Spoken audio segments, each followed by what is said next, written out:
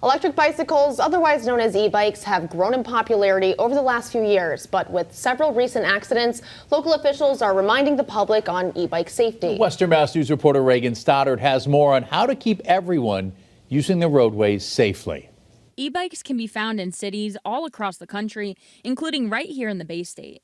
But officials are now raising concerns with the different types of e-bikes they're seeing on the roads, in neighborhoods, and on bike trails. So far, just within the last few months, there have been several e-bike related crashes, including 2 in Greenfield, one in which was deadly, along with Facebook safety warning posts from the Longmeadow Police Department and the West Springfield Police Department.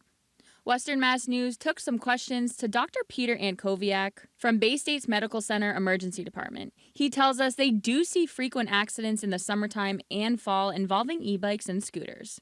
Your brain is a very important organ, and traumatic injuries to the brain are very serious and can cause long-term disability and possibly death. I would say not wearing a helmet is a terrible idea. Dr. Ankowiak says the 3 most common e-bike related injuries that they see are blunt trauma, orthopedic related injuries, and torso related injuries. These e-bikes fall under levels 1 and 2 under Massachusetts law, and once a bike exceeds 20 miles per hour or 750 watts, that is then considered level 3, and those bicycles have to be registered.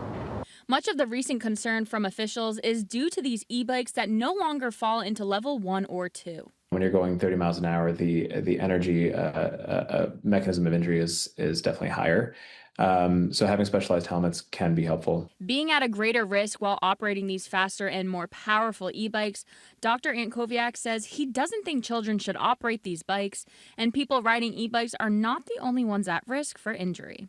Anytime you hit a moving or stationary object on the road as a car, a lot can happen. Your airbags can go off.